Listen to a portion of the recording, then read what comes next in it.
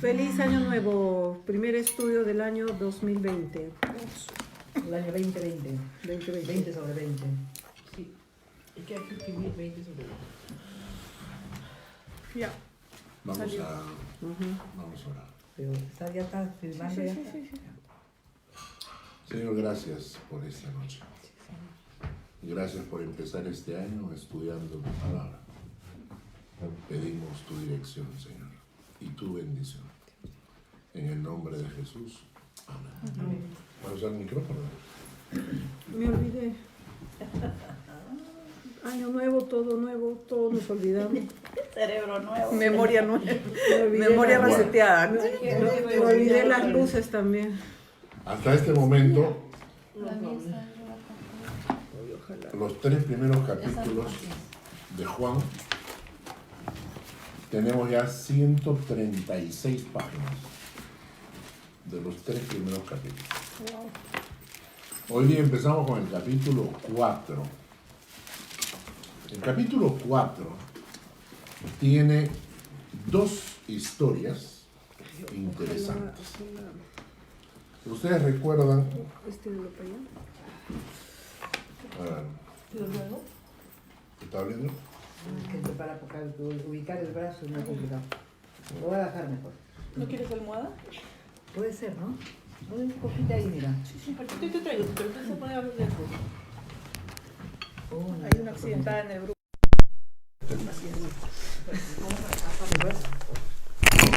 Cuidado, mi amor. Eso que hiciste, ¿Tienes 2? Bájalo, bájalo.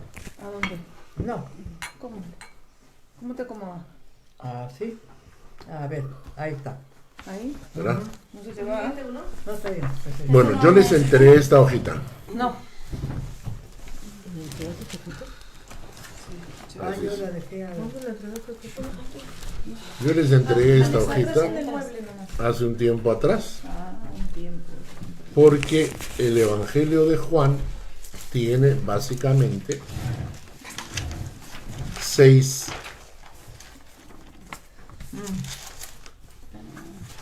discursos, Ah, sí. 7 señales y 8 afirmaciones. ¿Recuerdan eso? Entonces yo les entregué esta hojita con los 6 discursos en el Evangelio de Juan. Hemos tocado el primero, Nicodemo. es el discurso a Nicodemo. Y el segundo es el discurso con la samaritana. Es decir, ya hemos tocado este y hoy día nos tocaría este. Hoy eso es hace como 6 años. Pues, ¿Tienes una hojita extra por ahí? Muchas gracias. ¿Ya? Para Moa. Está bien. No. Eso ya no. Pero también el capítulo 4, les voy a repartir esto ahora. No, espera. Vamos para Juan, ¿verdad? Pásalo. El capítulo 4 tiene, Qué horror, se me pegó esta cosa. muy bien, tenemos 7 señales, ¿m? O milagros, ¿ok? Muy bien. 7 señales o milagros. Y hemos tocado la primera, que es la conversión de agua en vino en Caná. Y ahora nos toca la segunda. Quiere decir que el capítulo 4 tiene el segundo discurso y el segundo milagro, que es Jesús sana al hijo de un noble. Vamos, el día de hoy vamos a tratar de avanzar. En realidad es un montón de información. Vamos a ver si podemos avanzar con la samaritana. Y la samaritana, el texto de la samaritana está en el capítulo 4 de Juan. Así que vamos al capítulo 4, desde el versículo 1 hasta el versículo 42. Si no supieran la historia, entonces leeríamos toda la historia, que la vamos a ir leyendo progresivamente, pero ustedes conocen la historia. De la samaritana, sí. De la samaritana, Jesús por ciertas circunstancias tiene que pasar por Samaria, y cerca de Samaria hay un pueblo donde hay un pozo que se llama el pozo de Jacob, y Jesús llega a ese pozo y se encuentra con esta mujer samaritana. Para entender un poco las circunstancias, el pasaje de la samaritana es básicamente un pasaje sobre la evangelización y cómo hay que pensar en el mundo con una idea de cosechar, ¿no? Jesús se encuentra con la samaritana, entonces, y vamos a encontrar en la historia de la samaritana cómo Jesús hace para llevar a esta samaritana a un encuentro con él mismo. Esa es la historia. Y cuando llegan los discípulos, se asombran de que él esté hablando con una samaritana, eso lo vamos a ver ahora, y Jesús no le contesta por qué está hablando con una mujer samaritana. Lo que Jesús le dice es: ustedes dicen que los campos todavía faltan meses para la cosecha, pero no se dan cuenta que los campos están listos para la cosecha.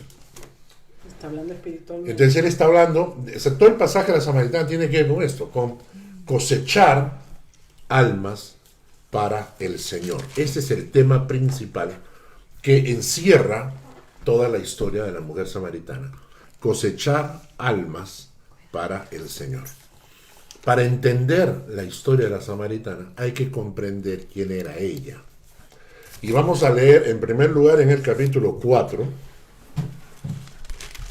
los versículos 16 al 18. Capítulo 4 de Juan, versículos 16 al 18. Irma, por favor. Jesús le dijo: ve, llama a tu marido y ven acá. Y respondió la mujer y dijo: no tengo marido. Jesús le dijo: bien, has dicho, no tengo marido, porque 5 maridos has tenido y el que ahora tienes no es tu marido. Esto has dicho con verdad. En cierto momento de la conversación, Jesucristo va a sacar este tema a relucir, ¿ya? Y este tema, o estos dos versículos, nos explican quién era esta mujer. ¿De acuerdo? Una mujer con 5 ex maridos y un conviviente. Ahora, la pregunta es, ¿era tan común en esa época el casarse tantas veces y divorciarse otras tantas? ¿Era casarse o rejuntarse? Casarse. Casarse, Ella se casó, casándose. marido, Porque casado. marido le dicen, este no es tu marido, los otros 5 sí. Los 5 anteriores habían sido sus maridos, el último era conviviente. Se daban carta de repudio, pues, ¿no? Fácil así, se repartían como volantes. Exacto. ¿Ah, sí? Vamos a leer algunos textos. Deuteronomio capítulo 24, versículo 1. Pero no se sabe si el otro los envenenó o no. De la viuda. Esa mentalidad asesina de Irma. Hay que tener cuidado cuando vayamos a comer a su casa. Deuteronomio 24, Deuteronomio 24, 1. 1. Señora Satruch. Espérate.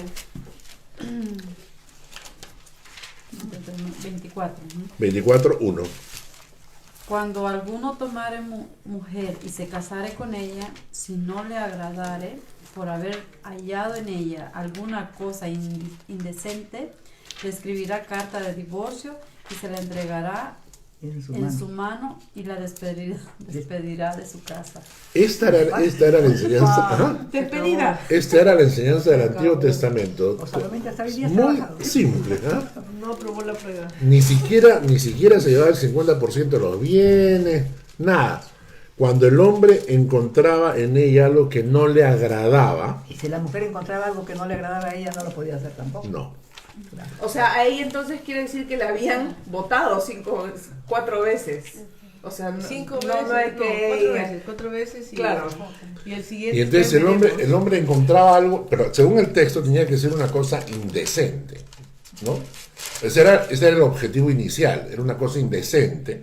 Y entonces simplemente él escribió una carta de divorcio, me divorcio de ti, y se la Toma, entregaba en la mano y literalmente la despedía de su casa. Carta de despedida. Recoge tus cosas, mami. Así es. Es Puedes interesante, irte, te puedes ir. ¿no? Ahora, no dice nada de los hijos, no dice con quién se quedaban los hijos. Generalmente se los quedaba el hombre, ¿Ah, sí? ¿no?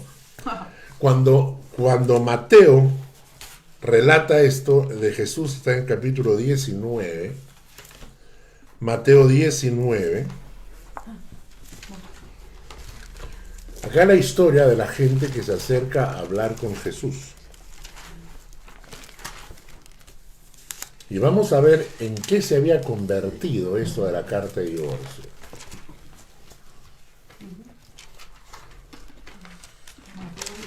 Mateo 19, versículo 1 al 3. Le toca a Alex. A ver. ¿Estás listo o no? Todavía no. A ver. Mateo 19, versículo 1 al 3. A veces es difícil. A ver, despacio. Toma tu tiempo. A ver. Aconteció. Aconteció que cuando Jesús terminó estas palabras, se alejó de Galilea y fue a las regiones de Judea, al otro lado del Jordán. Jordán. ¿Sigue? Y le siguieron grandes multitudes y los sanó ahí. Entonces vinieron a ellos fariseos, tentándole y diciéndole: ¿es lícito al hombre repudiar a su mujer por cualquier causa? ¡Bravo! Muy bien. Te bravo. felicito, Alex. Ale, Muy te bien, felicito. multitud, Entonces, muy bien, muy bien. Jesús se encuentra y los fariseos quieren ponerle zancadillas, ¿no? A Jesús, ¿verdad? ¿Por qué? ¿Por qué los fariseos se acercan a Jesús y le hacen esta pregunta? ¿No? ¿Es lícito al hombre repudiar a su mujer por cualquier causa? Si Jesús contestaba sí, los hombres que estaban escuchando, entonces, qué bueno. Seguimos. Porque lo que estaban haciendo era repudiar a su mujer por cualquier causa. No había una causa de indecencia, necesariamente. Bastaba con una causa: no sabe cocinar esta. Esta es una torpe, no sabe lavar. No atiende bien la casa, no, o sea, Ya querían buscar cualquier excusa. claro, porque básicamente era la idea, ¿no? La idea era buscar una excusa para cambiar de mujer, ¿no? Entonces, para no estar adulterando ni estar fornicando, se casaban. Estaban con la mujer, cuando la mujer ya no les gustaba, buscaban alguna causa cualquiera, por cualquier causa, y le daban su carta de divorcio y la despedían. Pero tampoco era así que fueran tan brutos. O sea, si era una buena mujer, tampoco la querían despedir porque valía la pena quedarse con ella. O sea, no es que tampoco querían liberarse de todas, ¿no? Entonces, había un concepto social de que si la mujer no era lo inteligente, lo buena, o sea, si no se comportaba bien, entonces el hombre la despreciaba. Socialmente la despreciaba. Darle carta de divorcio era decir: esta mujer no sirve, ¿no? Pensemos en esto con una mujer a la que le han dicho 5 veces: no sirves. Alguito debe tener. Tenía la autoestima por los suelos. Seguro. Definitivamente tenía que ser. Encima que los samaritanos no estaban bien vistos. Y eso vamos a ver ahorita con los samaritanos. Pero entienden la situación de esa mujer. Esta mujer tiene que haberse preguntado ¿Por qué? varias ¿Qué veces: cosa pasó? ¿qué hay mal en mí? ¿Por qué los hombres no me quieren? ¿Por qué me rechazan? ¿No? Y vaya a saber cuáles hayan sido las causas. No tenemos información sobre eso. Algunos pueden especular, sí. Pero en ese tiempo era lícito una mujer o eran varias mujeres. Una nomás. Una. Una nomás. Entonces, uno puede especular las razones. Podría haber 5 hombres la han rechazado porque no sabía cocinar. Difícil, ¿no? O sea, ya debería haber aprendido también. O sea, o sea, ¿cuáles habrían sido las causas? ¿Qué causas habrían en ella? ¿Qué razones habrían en ella como para que los hombres que se casaban con ella la repudiaran? Y no solamente había una depresión en ella al sentirse repudiada, ¿no? Sino que además su valor, su autoestima, Claro. su valor, Estaba por ¿no? los suelos. Estaba por los suelos. Tanto así que acepta ser la conviviente de uno. Ese hombre no le ofrecía nada. Ahora, cuando un hombre quiere estar con una mujer, pero no le ofrece la seguridad de un hogar, un matrimonio, pero quiere estar con ella, ¿qué es lo que está haciendo? Aprovechando de ella. Solamente la está usando. Entonces ella estaba siendo usada por este hombre que no le ofrecía ni matrimonio, ni seriedad, ni seguridad, ni nada. Emocionalmente esta mujer debe haber estado destrozada. Jesús contesta en el versículo 4 de Mateo 19.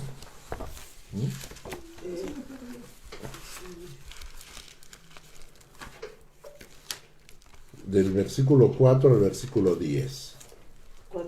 ¿Lo leo? Sí, por favor.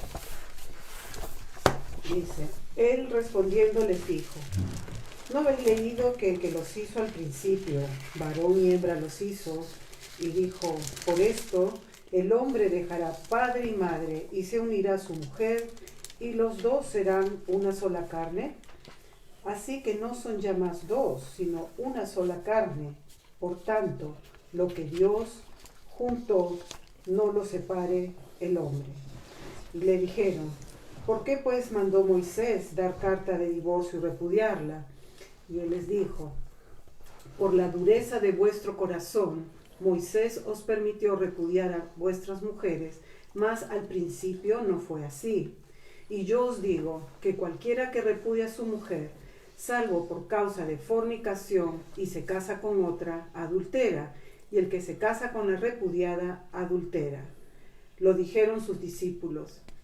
Si así es la condición del hombre con su mujer, no conviene casarse. Ahora, la respuesta de Jesús es muy interesante. Los fariseos le dicen, pero entonces, ¿por qué Moisés dio carta de divorcio? ¿No? Que es lo que leemos, ¿por qué dio carta de divorcio?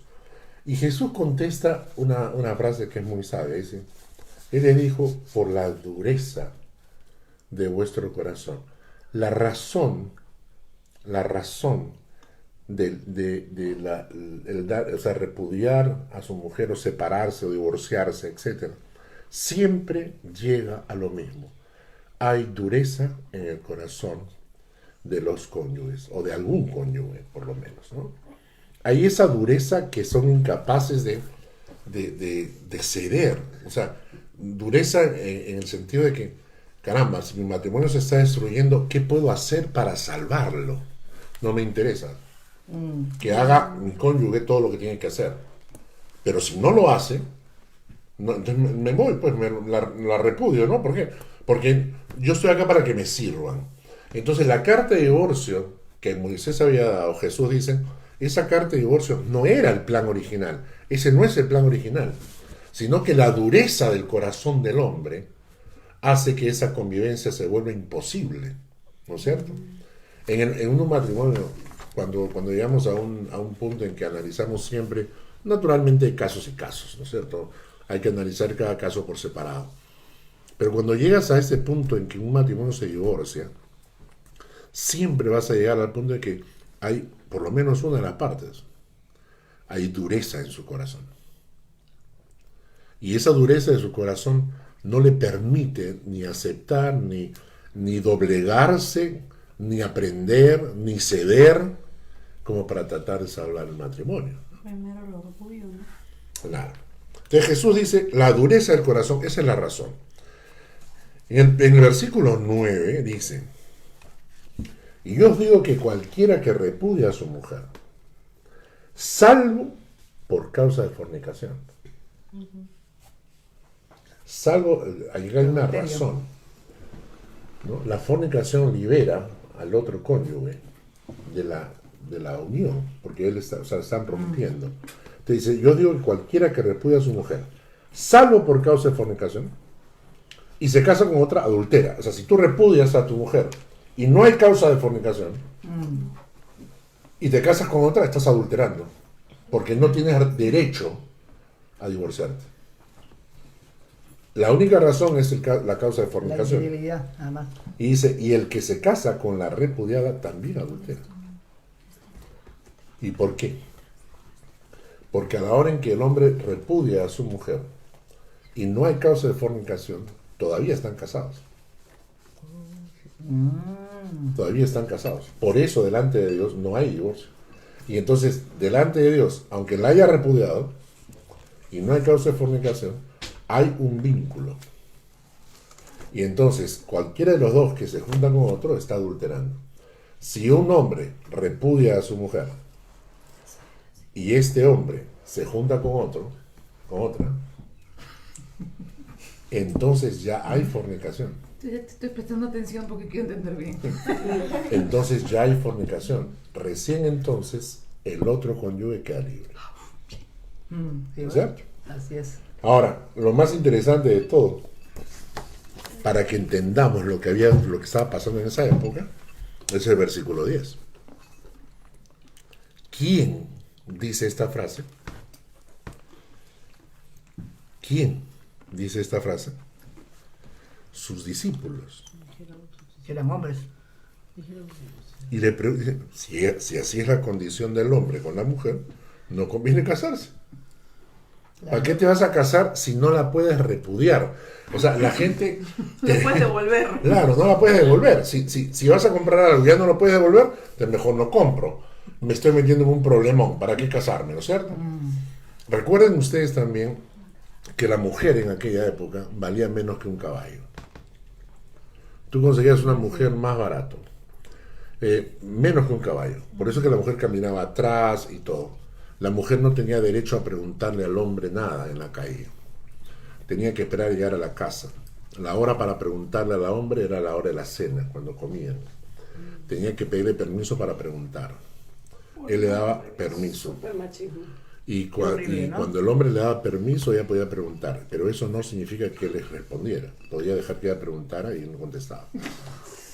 ¿Por qué la mujer no tenía tanto valor? Porque si tú llegabas a un lugar, por ejemplo, si tú llegabas a una aldea, a un pueblo, si necesitabas sexo, te conseguías una prostituta. Y la prostituta, vamos a pensar en términos actuales, vamos a pensar en francos suizos. Conseguías una prostituta, no sé cuánto cuesta. ¿Cuánto cuesta una prostituta? ¿Saben? Digamos que 100. Vamos a decir que cuesta 100. Caro. Yo creo que es muy barato. Yo creo que 60. 60. Por ahí. Wow. ¿Con qué amiga se junta la familia? Entre Bueno. 60 y 100. Depende.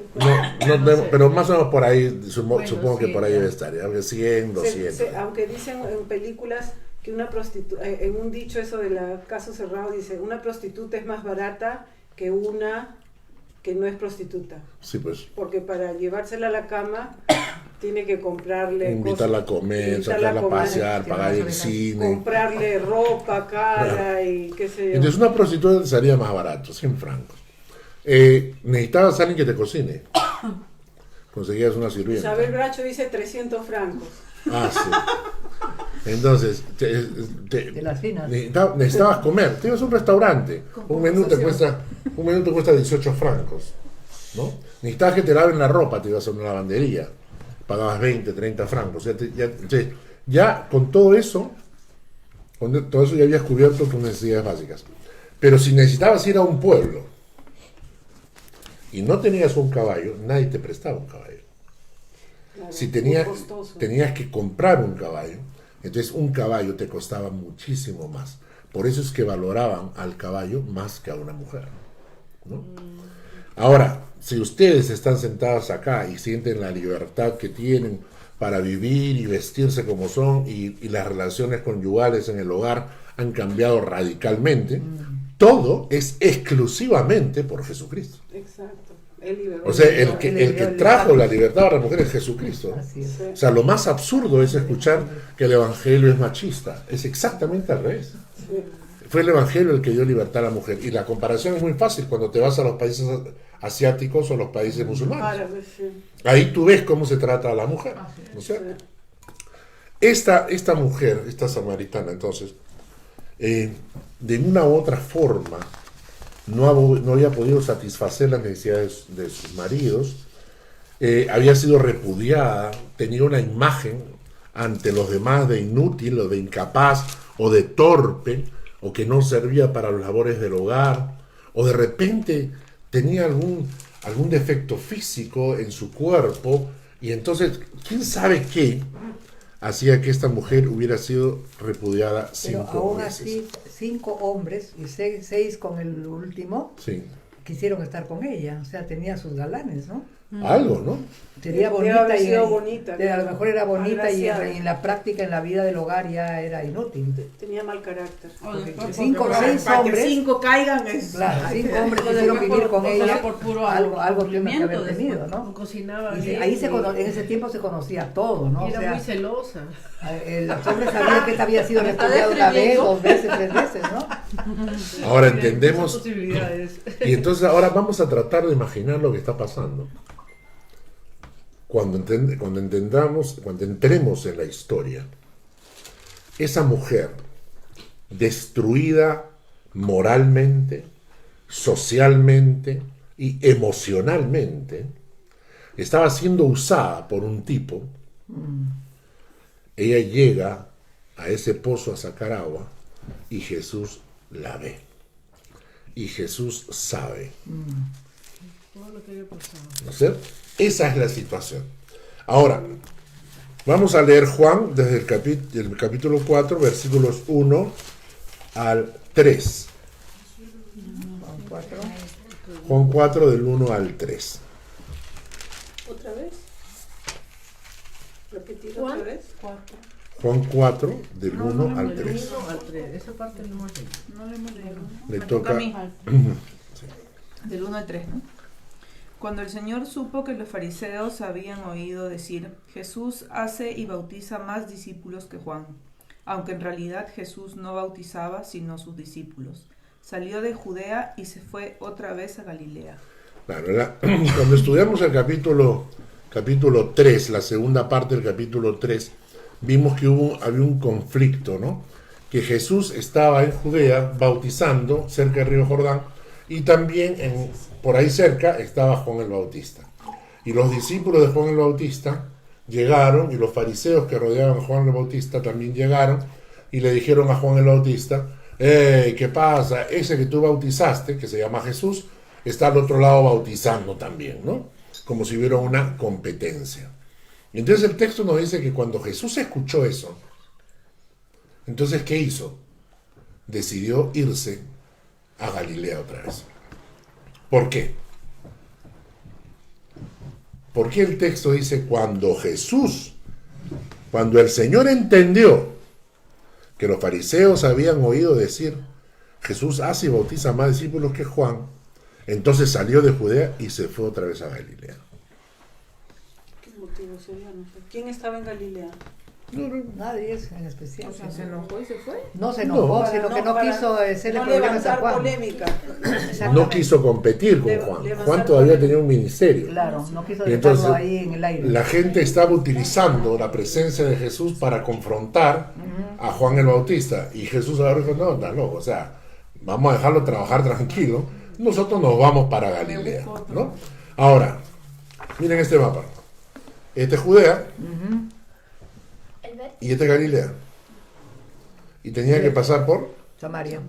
Samaria. Estaba de camino a Galilea. Exacto, estaba de camino a Galilea. Ahora, voy a leerles ahorita un texto que habla acerca de los samaritanos, que había tanta reacción negativa de los judíos hacia los samaritanos, que muchos de ellos, para no ensuciarse o no contaminarse y no tener que hablar o lidiar con los samaritanos, daban toda esta vuelta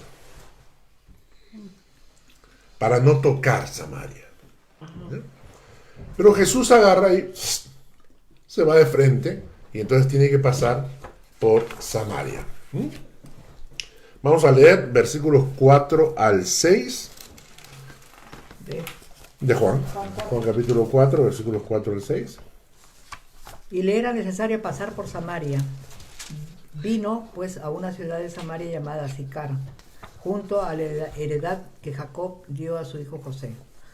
Y estaba ahí el pozo de Jacob. Entonces Jesús, cansado del camino, se sentó así junto al pozo.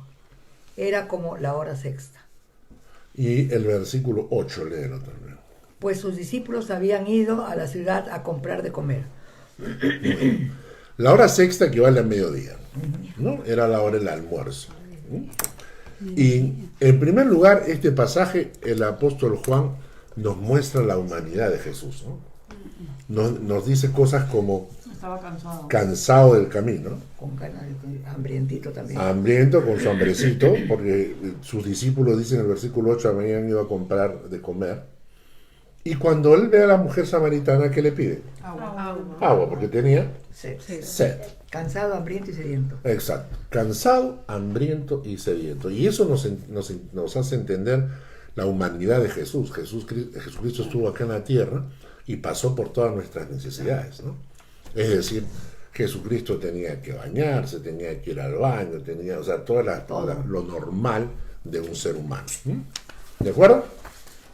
Ahora, el pozo de Jacob está en esta ciudad que se llama Sicar, todavía está ahí, ¿no? ¿Existe todavía? Sí, les he impreso esto para que lo... El próximo año nos vamos a invitar. Vamos a verlo. Vamos a tomar agüita al pozo de Sicar. Vamos a ver, será pozo de hermoso Samaria. estar ahí, ¿no? Pasar así por todos los sitios. Hoy, ese es mi sueño dorado, ir a Hacer Jerusalén. un tour, Sí, ¿no? pastor. El pozo de Jacob, eso está hasta ahora. ¿Sí? ¿No? ¿Pero y sale agua todavía o ya no? Sí. En Génesis 33, ahí el texto dice, después Jacob llegó sano y salvo a la ciudad de Siquem, que está en la tierra de Canaán, cuando venía de Padán Aram, y acampó delante de la ciudad y compró una parte del campo donde plantó su tienda. ¿Dónde estás leyendo? Disculpa. Aquí En la arriba. hoja, en la parte de Ah, arriba. ya. Y entonces dice, de mano de los hijos de Amor, padre de Siquem, por 100 monedas, y erigió allí un altar y lo llamó el Elohe Israel. En esa tierra que Jacob compró, la historia y la tradición dicen que hicieron un pozo, y a ese pozo hasta hoy en día se le llama el pozo de Jacob. Pero es en Ac- Grecia. Actualmente, Una iglesia griega. actualmente encerrado en una iglesia griega ortodoxa, o sea, lo que hay encima del pozo, o sea, el pozo está dentro. Han construido una iglesia ortodoxa encima del pozo de Jacob, ¿no? Y que con un montacargas, con estilo de altar, por encima. El pozo ha sufrido varios cambios a través de los siglos, incluyendo varias estructuras e iglesias edificadas encima. Fue en el pozo de Jacob que Jesús habló estas palabras a la mujer samaritana. Respondió Jesús y le dijo, si conocieras el don de Dios y quién es el que te dice, dame de beber, tú le pedirías y él te daría agua viva. Ahí tienen ustedes el diseño de cómo está el pozo, la tierra y el río subterráneo que pasa por abajo. Y ahora es interesante, y esto es muy importante que lo tomen en cuenta, a diferencia, acá abajito, acá, a diferencia de las cavernas pluviales en el área, el pozo de Jacob es alimentado por una corriente subterránea aludida como agua viviente, ¿no? Agua viva, ¿ya? ¿Por qué? ¿Por qué les digo esto? Porque cuando Jesús habla a la mujer, yo te daría agua viva, la mujer pensó en esta agua. Claro. Cuando Jesús le dice, yo te daría el agua viva, entonces ella dice, pero si el agua viva pasa por acá abajo, ¿no? Y entonces le dice, si el agua viva, pero no tienes cómo sacarla. ¿Me entienden? Por eso es la mente. ¿Ok? Esto es para que lo guarden. Muy bien. Ahora, vamos a otro tema. ¿Quiénes eran los samaritanos? ¿Ya? Los samaritanos son los que viven en Samaria. Somos ¿Qué tal del recontra. Buen recontra gentilicio. complicado eso, llegar a, ese- a esa, Ya. a esa conclusión. Buen gentilicio. Ahora, ustedes recuerdan cuando el rey David reina, luego tiene su hijo Salomón, y después el reino de Israel se divide en dos partes. El reino del norte, arriba, y el reino del sur. ¿Ya? El reino del norte, arriba, se le llamó el reino de Israel, y su capital era Samaria. Samaria.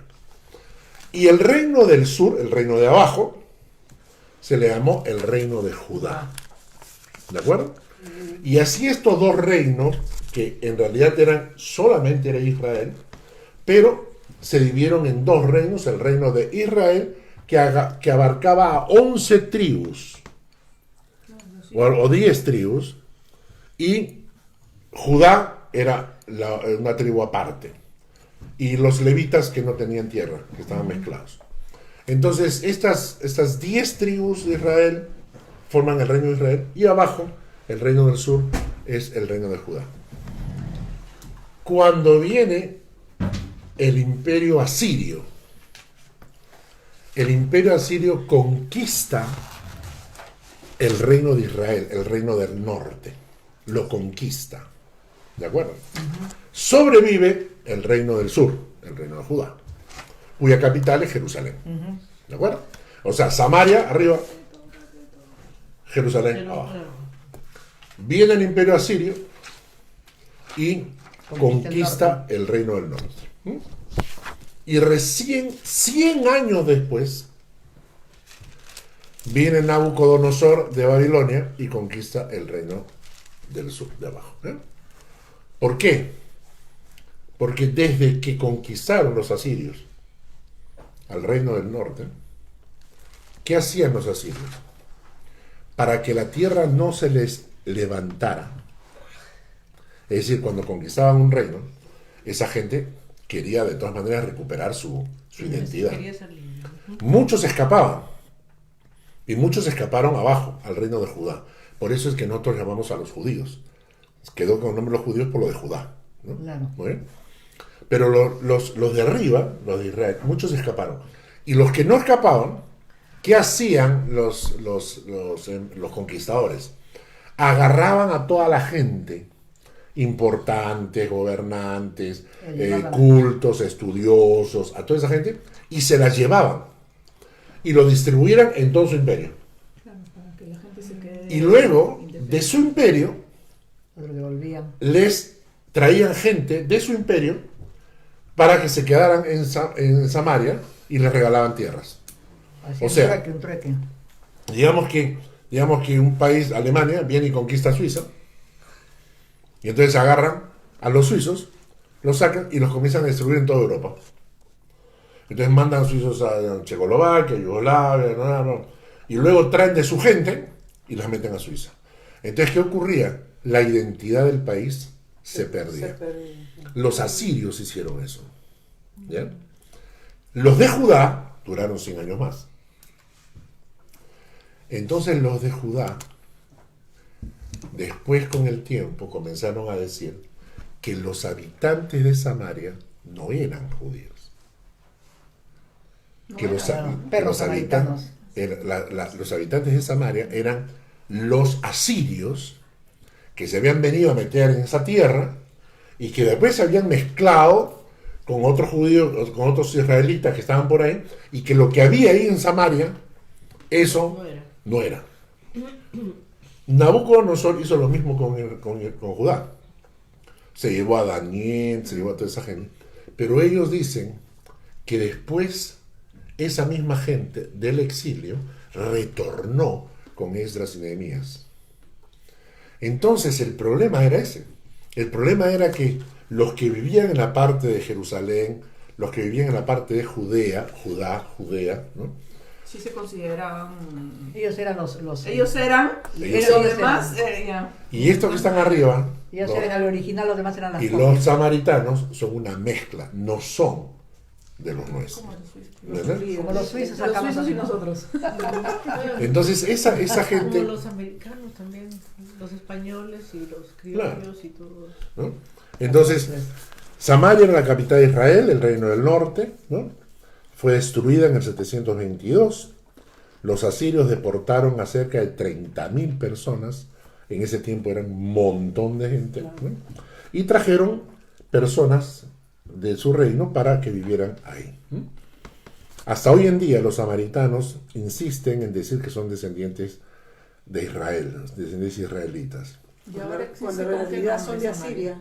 Asiria. Toda la parte de Israel, o sea, todo es solamente un país de Israel, ¿no?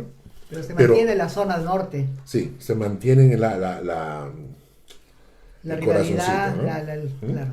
El resentimiento. En los tiempos de Jesús había una antipatía entre los judíos y los samaritanos. En verdad evitaron todo tipo de contacto el uno con el otro. E inclusive, dice, cuando se referían a un samaritano, hablaban de los perros. Claro, perros samaritanos. No, Los qué perros, pena. ¿no? Entonces, ahora, interesante porque hay que entender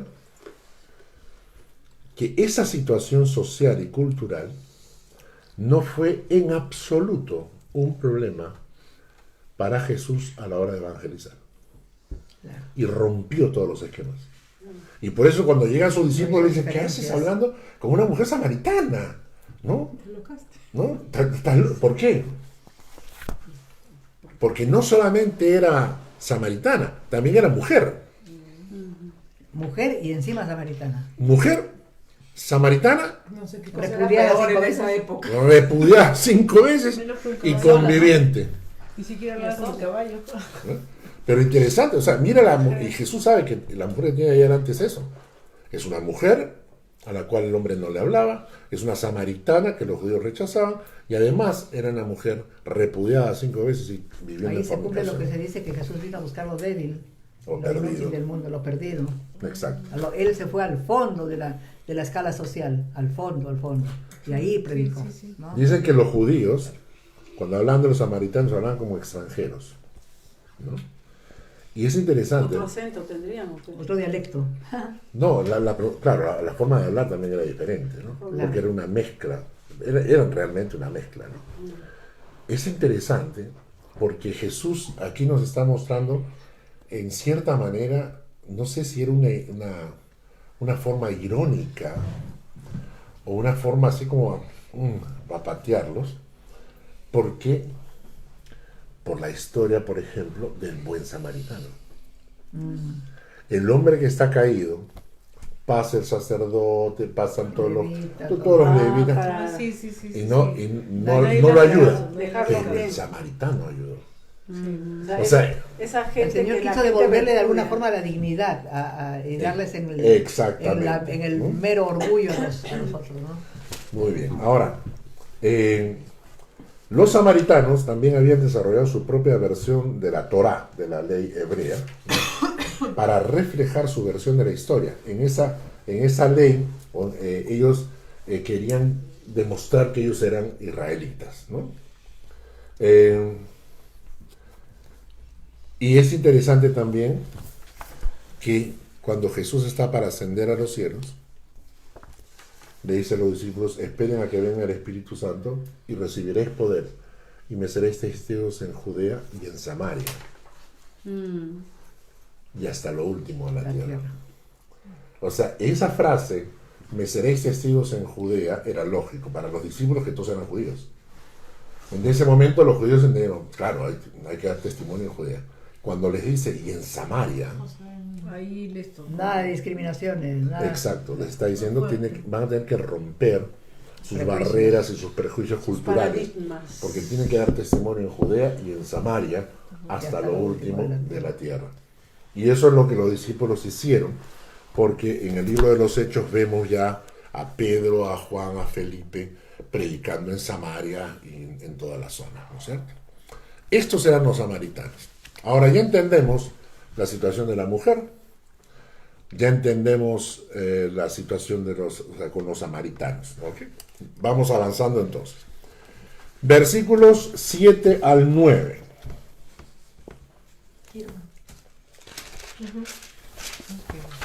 Vino una mujer de Samaria a sacar agua, y Jesús le dijo, dame de beber, pues sus discípulos habían ido a la ciudad a comprar de comer. La mujer samaritana le dijo, ¿cómo tú, siendo judío, me pides a mí de beber, que soy mujer samaritana? Porque judíos y samaritanos no se tratan entre sí. Muy bien. Ahora, Jesucristo había venido a este mundo a salvar a los pecadores. Ya hemos visto que estaba frente a un caso que socialmente era la peor, ¿no? Mujer samaritana, repudiada y fornicando. 5 veces. Ahora, mi pregunta es esta siguiente. Yo me hago la pregunta. ¿Tenía sed Jesús?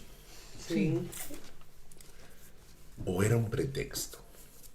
Las dos Yo creo cosas. que Las dos cosas tenía sed y Las escogió dos. la persona que él quería Estaba atacar. aburrido esperando a sus discípulos. A ver, ¿qué hago? Y acá.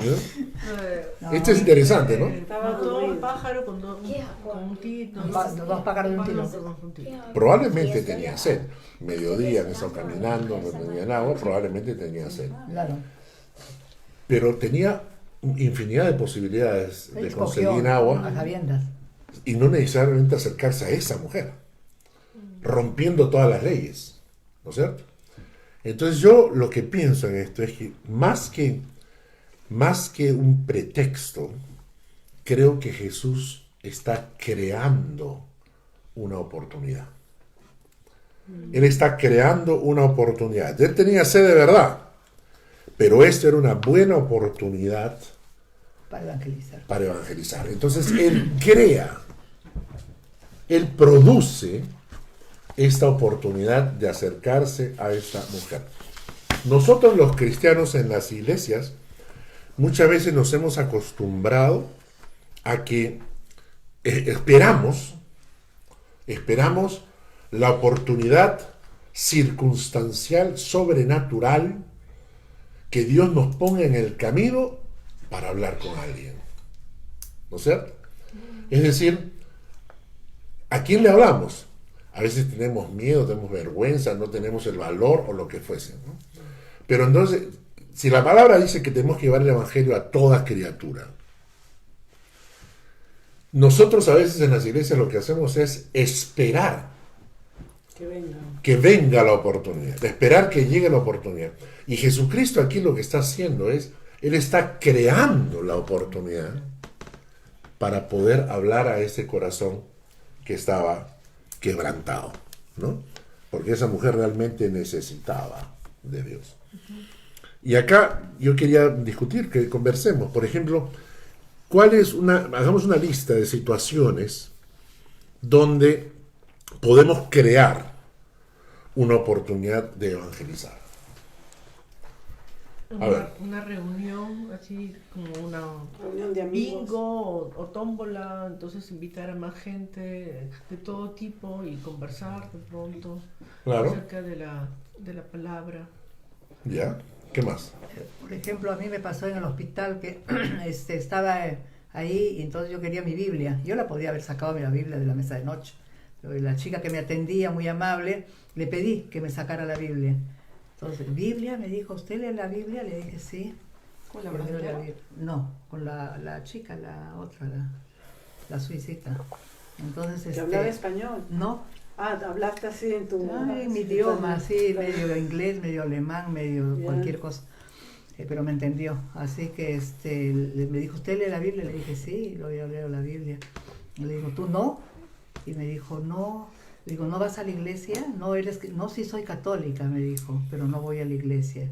Y comenzamos una conversación, ¿no? Le dije, es importante tener a Dios cerca. Sí, me dijo, se puso coloradita, ¿no? Se miró Sí. que se sintió como ampay, ¿no? Sí. Claro. Entonces, Esa es una forma de crear a oportunidades. propósito le dije que me saque la Biblia porque yo podía sacar la Biblia con mi mano. Por ejemplo, Pablo crea una oportunidad cuando está con los corintios. Pablo acerca a los corintios y les dice, he visto, señores corintios, que ustedes tienen un montón de dioses.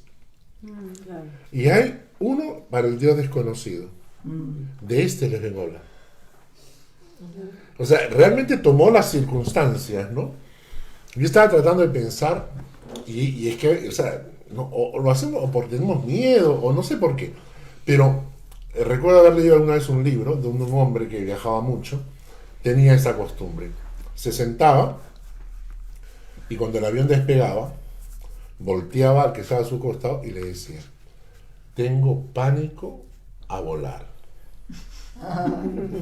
Y entonces el hombre, sí, tengo pánico a volar. Porque a veces pienso que el avión se puede estrellar. Y el otro, Y el otro, Tiéndole sí. miedo a la gente. Pero no tengo miedo a morir. Y ya Claro. con eso ya Claro. lo jaló, ¿no? Ya entraba. Ya lo jaló. Entonces le decían, ¿cómo porque es eso? usted, si el avión se estrella, ¿usted sabe a dónde va después de muerto? Y él decía que había oportunidades en que la gente inmediatamente entraba en el tema. Y había otra gente que no, déjame tranquilo, o sea, yo no quiero conversar ese tema. no me Y él, interesa. pero ya lo había intentado, ¿no? Y esto me hizo pensar, o sea, esta historia de la mujer samaritana es cómo Jesús crea una situación de evangelización con algo tan simple como dame de beber, tengo sed, dame de beber. Y está rompiendo los esquemas y no le importa, ¿no es cierto? No le importa, y Jesús está tomando la iniciativa. Jesús es el que se acerca a la mujer. Y yo le decía, Señor, crea en mí esto. Crea en mí esta necesidad, ¿no? Porque hay tanta gente que necesita recibir y conocer al Señor para sus vidas. Ellos no lo saben, pero nosotros lo sabemos. Y a veces estamos con la gente a nuestro lado y no nos preocupamos de su eternidad. Escuchaba el otro día a un predicador que decía lo siguiente, que su padre había sido un alemán seco, ¿no? Que trataba a sus hijos así duro como alemán, ¿no? De guerra, ¿no? La mamá siempre más cariñosa, más amable, etc. Pero el papá muy seco, ¿no? Muy seco. Y entonces, había un hombre que pasaba por el barrio en un muy buen auto, ¿no? Siempre vestido con corbata, con terno y todo. Y todo el mundo sabía que ese hombre era un empresario, un ejecutivo que le iba muy bien en el trabajo, pero que pasaba por el barrio, porque cerca del barrio, a unas 2 cuadras de su casa, había una iglesia evangélica. Y este hombre pasaba por el barrio todo el tiempo, y todo el mundo lo conocía, el ejecutivo exitoso, que se reúne en esa iglesia ahí de protestantes, ¿no? Ahí se reúne, ¿no? Deja su carro estacionado en la puerta. Y nunca se detuvo, nunca paró, nunca habló con ellos, hacía su trayectoria. Tiempo después, la mamá de este hombre recibe la noticia que tiene cáncer terminal. Cuando tiene cáncer terminal, el padre comienza a buscar ayuda y conoce a un creyente que le ofrece ir al hospital a orar por la esposa. Va al hospital, ora por ella y la mujer se sana. Se sana del cáncer, desaparece el cáncer. Inmediatamente la mamá definitivamente se convirtió al Señor ahí mismo, y el padre, el alemán, el duro, se arrodilla en el hospital y comienza a clamar diciendo: hay un Dios, y se arrepintió, se quebrantó porque había estado negando a ese Dios, etc., ¿no? Cuando él se convierte, cuando le hablaron del Señor y se convierte, él comienza a hablarle del Señor a toda su familia, a todos sus hijos, ¿no? Un día, el hombre del auto para y se baja y se acerca a él y le dice: me he enterado de que Dios ha hecho un milagro en la vida de su familia. Quería darle no felicitación, pero decir que Dios es grande, que Dios es bueno, que tenemos una iglesia aquí a 2 cuadras, y ustedes podrían asistir, podrían congregarse. Y dice que el papá alemán agarró y le dijo que si Dios no hacía el milagro, ¿usted se habría detenido alguna vez a presentarnos el Evangelio? ¿Qué tal? ¡Qué vergüenza! ¿Qué tal cachetadón? ¡Qué vergüenza! ¿Por qué se detuvo? Porque le escuchó que había ocurrido un milagro, entonces el milagro le llamó la atención. Fue interesante porque yo estaba en la universidad, y ustedes probablemente no conocen la historia, bueno, de repente tú sí la has escuchado porque tú eres de mi época. Había un cura católico que se llamaba Gustavo Gutiérrez. Ah, claro. Gustavo, Teoría de la liberación. Gustavo Gutiérrez fue el creador de la teología de la liberación. La teología de la liberación era el comunismo vestido de Biblia. O sea, era comunismo literal, pero interpretado con versículos bíblicos, ¿no? Y él era profesor mío en la universidad. Yo estudiaba en la Universidad Católica. Profesor de filosofía. Religión. De religión. ¿Llevaban religión en la universidad? Siempre. Es que en la Universidad Católica había curso obligatorio. Toda la vida ha habido curso de Y religión. tenías que escoger un curso, por cada ciclo había un curso de letras. O sea, yo por ejemplo, el primer ciclo llevé matemática 1, matemática 2, matemática 3, física 1. El primer ciclo cuando yo entré, ¿no? En los otros pabellones llevaban matemática 1, 6 meses después matemática 2. A nosotros nos clavaban todos juntos. Pero un curso que teníamos que llevar tenía que ser de letras. O era filosofía, o era sociología, o era humanista, o sea, así, ¿no? Y había un curso que era religión. Y como yo ya era cristiano, ¿Te interesaba? me interesó, ¿no? Y entonces me inscribí en el curso del cura, ¿no? De Gustavo Gutiérrez. Y entonces él comenzó a hablar, das clases y todo, ¿no? Y yo, pues, esas cosas, ¿no? O sea, Estaba listo con su espada ahí. me busca la boca. Sí, Me buscó la No es boca. tímido, no es tímido. no eres Entonces tímido. comenzamos a discutir, ¿no? ¿Pero por qué? ¿Pero esto? No, ¿pero qué es esto? No, pero... hasta que el profesor agarró y me dijo, me está malogrando la clase, o sea, no he venido acá a discutir con usted, sino a presentarme un curso, ¿no? Para todos los demás. Y eso, obviamente usted no comparte mis ideas, no sé por qué está acá presente, o sea, en realidad me estaba votando, ¿verdad? La carta de despedida. No, bienvenido. Entonces, Porque está abierta. yo cuando salgo de la clase, se me acerca una chica, me acuerdo, y me dice lo siguiente, me dice, Carlos, ¿tú eres creyente? Luego, sí. ¿A qué iglesia vas? Y yo voy a la Alianza. Yo soy de la iglesia bautista. Más conservador. Y yo volteé y le dije, hace una semana que estoy discutiendo con el cura y tú no has abierto la boca.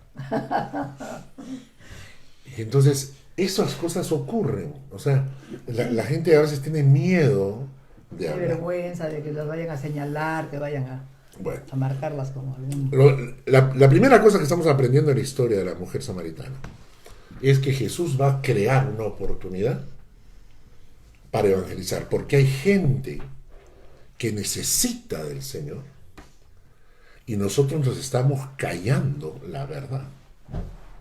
Estamos esperando que Dios haga su trabajo solito y que nos los traiga en bandeja. A veces la gente viene y es como bandeja, ¿no? Oye, ¿tú eres cristiano? Sí. ¿Y por qué? Como pasó con Lucho García, ¿no? Estoy entrando a la universidad y me dicen, yo te veo siempre cantar. ¿Por qué? Yo digo, porque soy feliz. Pero feliz, sí. ¿Por qué eres feliz? Porque tengo Cristo en el corazón. Bueno, muy bien.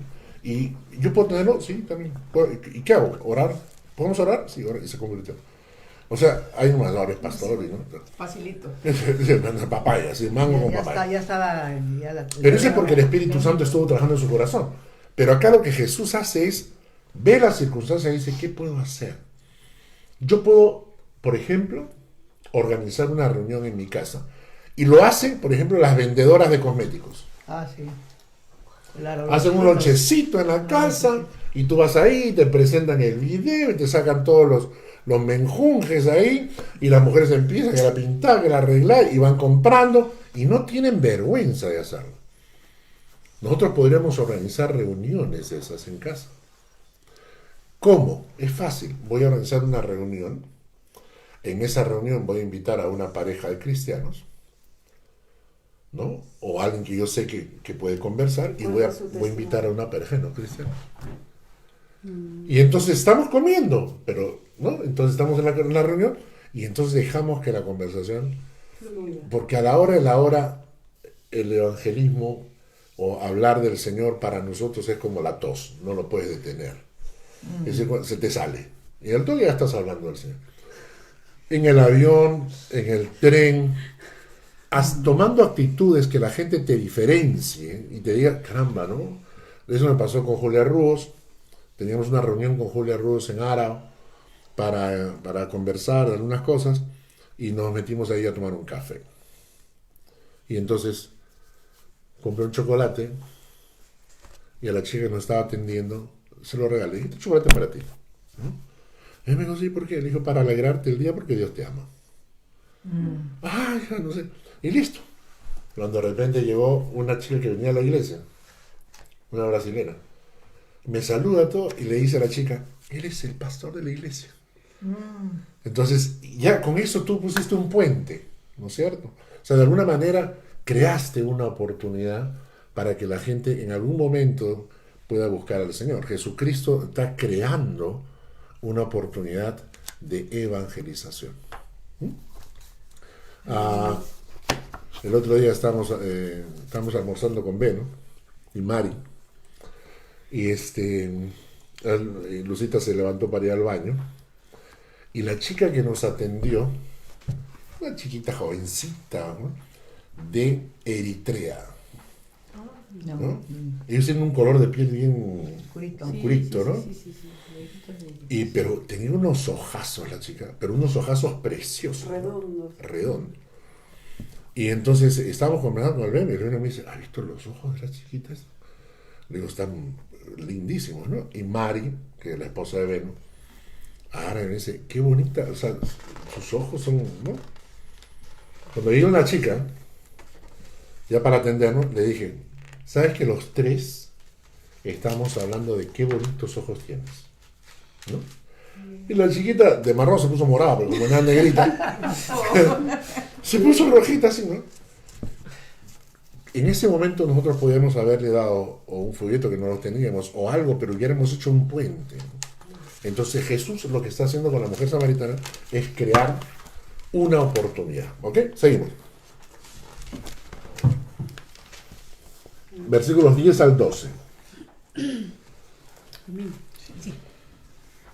Respondió Jesús y le dijo, si conocieres el don de Dios y quién es el que te dice, dame de beber, tú le pedirías y él te daría agua viva. La mujer le dijo, Señor, no tienes con qué sacarla, y el pozo es hondo. ¿De dónde pues tienes el agua viva?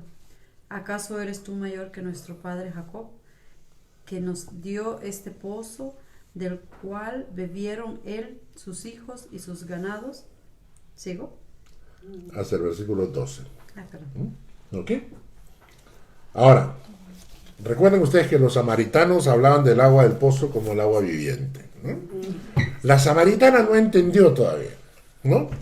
Porque cuando Jesús le dice, si conocieras el don de Dios, la palabra don significa regalo. Jesús le está diciendo, si conocieras el regalo que Dios te quiere dar ahora, ¿no? ¿Y quién es el que te dice dame de beber? Porque lo que Él quiere hacer es llevarla a ella a reconocer que Él es el Mesías, el Salvador, el Cristo que están esperando tanto los judíos como los samaritanos. Entonces, dos cosas dice Él. Le dice que Dios le quiere dar un regalo y que ella tiene que entender quién es el que está hablando. O sea, si entendieras quién te está hablando, ¿no? Entonces, tú pedirías y Él te daría agua viva. Y eso a mí me llama la atención. Magistral la cosa. ¿Cómo Jesús agarra una conversación tradicional, normal, de la vida cotidiana y la salta, la lleva al terreno espiritual? Y para eso uno tiene que practicar, tienes que orar, tienes que pensar estás en una situación y pedirle a Dios sabiduría. Pedirle a Dios, Señor, ¿cómo puedo hacer para llevar esta conversación y saltarla al terreno espiritual? Llamando la atención de ella, ¿no? Si supieras el regalo que Dios te puede dar y supieras quién te está hablando, entonces tú pedirías, ¿no? Y yo te daría agua viva. La mujer todavía no entiende, porque agarra y le contesta y le dice, Señor, no tiene con qué sacarla. Y el pozo es hondo. ¿De dónde pues tienes el agua viva? ¿Acaso eres tú mayor que nuestro padre Jacob, que nos dio este pozo del cual bebieron él, sus hijos y sus ganados? Pensemos en esto también, cuando creamos una oportunidad de evangelización, y cómo podemos llevar ese tema al tema del Señor, ¿no? Y no malgastar nuestras conversaciones. A veces las personas con las que estamos hablando puede ser la última vez que las veamos y puede ser la última vez que escuchen el mensaje. No sabemos, ¿no? ¿Ok? Bien. Versículos 13 al 15.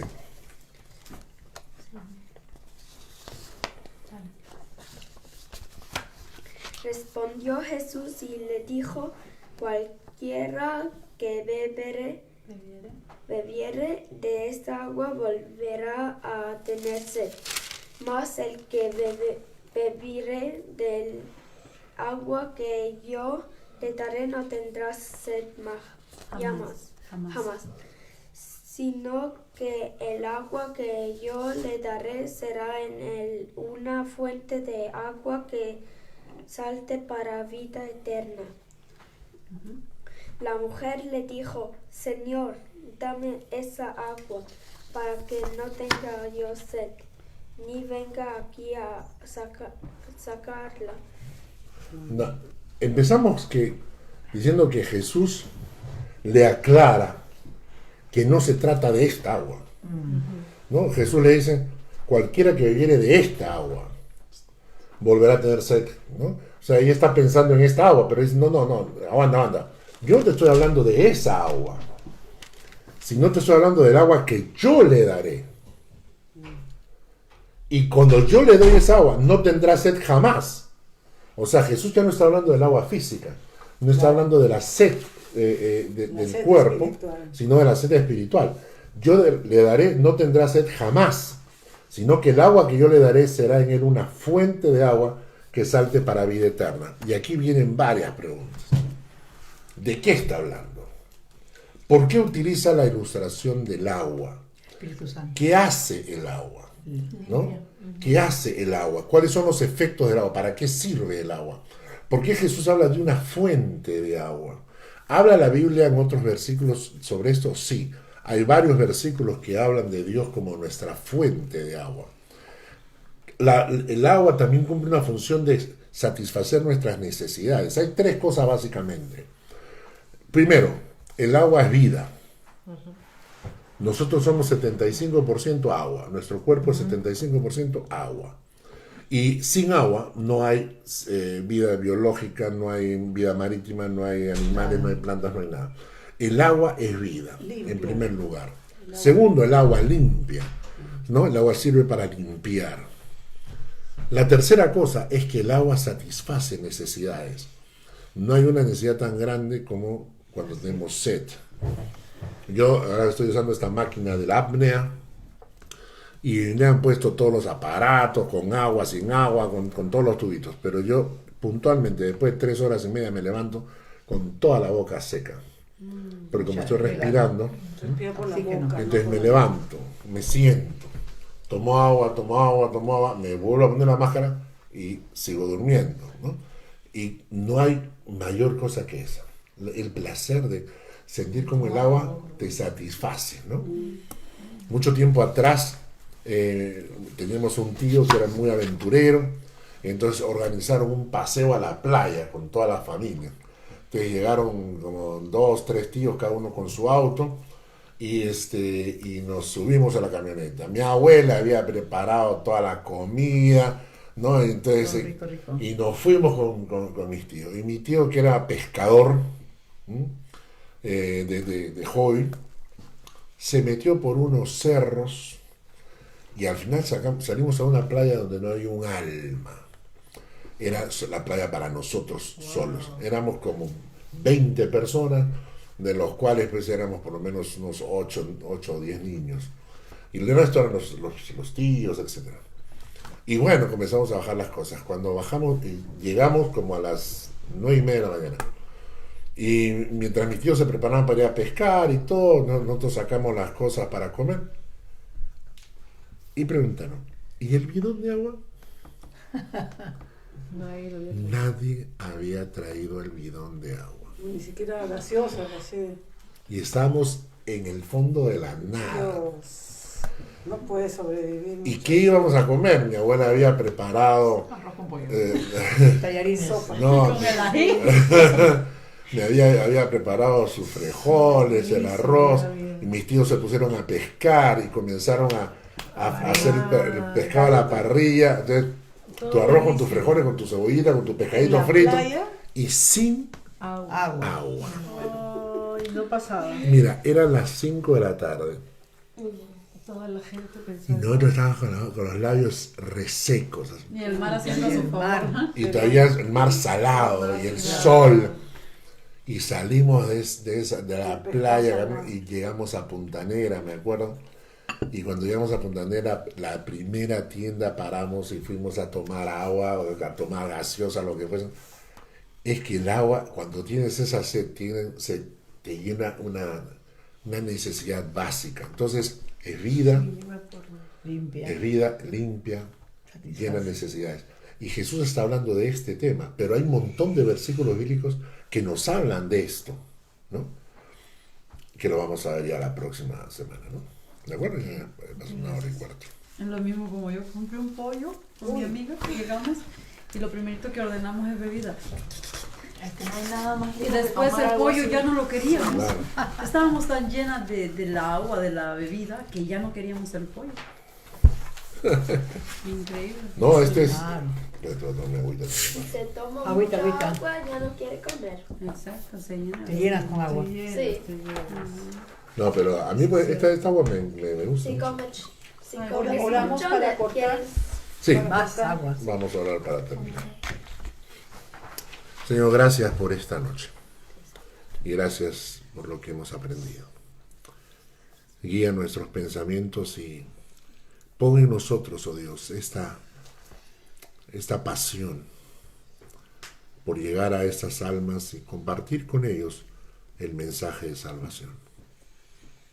Dejar que tu Espíritu Santo haga la obra, pero crear estas oportunidades para sembrar tu mensaje en esos corazones. Aprendamos de Jesús, Señor. Gracias en tu nombre. Amén. Sí, la verdad que hay que